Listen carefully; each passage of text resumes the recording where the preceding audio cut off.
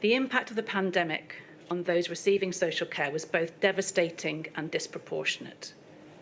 27,000 people died in care homes in the first wave, hence Alistair Donaldson's categorisation of it as a generational slaughter. There can be no doubt that the pandemic had a disproportionate effect on people in receipt of care. Professor Banerjee highlighted that those living with dementia suffered the highest level of mortality. This was entirely foreseeable, given that so many people living with dementia will be older in age and have complex comorbidities. A second example of the need to deliver people-centred care is the use and abuse of DNA CPRs. Many CBFFJ families have provided evidence about DNA CPR notices being put in place for their loved ones without their knowledge or consent. It is clear from the evidence of Helena Herkelotz and Professor Rayner that these were not isolated incidents. Professor Rayner was clear that blanket DNA CPRs did happen and that there were people and families receiving letters and calls from clinicians informing them that they could be subject to the ceiling of care, messages that no one should ever receive. Professor Barclay made no apology this morning for using the word shocking. The overwhelming focus was on protecting NHS capacity, which resulted in the withdrawal of in-person medical care, a refusal to provide ventilation, non-attendance by ambulance services, and a race to impose blanket DNA CPR notices. The inquiry has heard of the harrowing deaths of care home residents from COVID-19 without oxygen, palliative care or medication to ease their suffering. Helen Hoff knew that oxygen would give relief to her dying patients, but many died without it, enduring unnecessary suffering. The doctor said, "We don't take COVID-positive residents to hospital. Order the end-of-life pack." It seems so cruel. I couldn't be posing any kind of threat at that point. So, as I said, for 10 months, even as she lay dying, I could have no physical contact with her.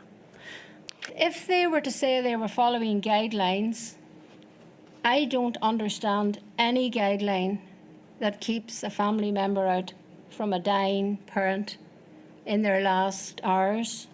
The very next day, I rang her own GP, who was then back on duty, and I said the same thing to them. This lady's deteriorating overnight. She's very poorly. I need some oxygen.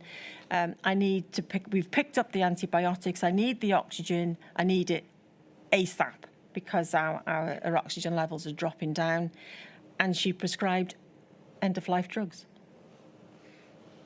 And we never, ever got the oxygen, ever. And you explain in your statement that all GPs have put in place DNA CPRs on their patients. Was that all of your patients in the care home? Yeah. Yes. I came back from a meeting and 50% of them had already had the paperwork in place because they'd been sent to them, and then they had all had DNRs in place. And was there, to your knowledge, any consultation with the patient or their families? No. We found that ambulance drivers and paramedics were not happy to transport any patients to hospital if that needs, like when that lady fell, unless there was a DNR in place. Okay. And I'd never come across that before. I listened to the professor earlier and he said about the CPR. On my father's death certificate, it took us a long while to receive it. COVID was first, with heart failure second. And we don't know now, did his heart stop? Did his heart failure kill him?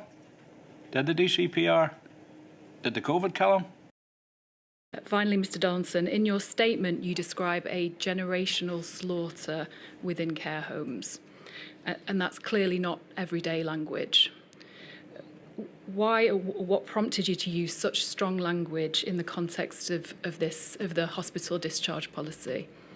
Well, I think I use it in the context of the overall situation. I was asked to give this witness statement in my own words, and I can't think of a better form of words given the horrible scale of the tragedy in the care homes, particularly in that first wave, we're talking about something like 27,000 excess deaths in the space of a few weeks. And of course, unfortunately, concentrated because of the nature of the virus on one particular generation. Thank you. Those are my questions. Thank you, milady. Thank you very much, Ms Stone. That completes the questions we have for you, Mr Johnson. Thank you very much. That completes the hearings into Module 6, the care sector. It's been an intense and at times difficult 5 weeks. I've heard some powerful evidence and some powerful advocacy,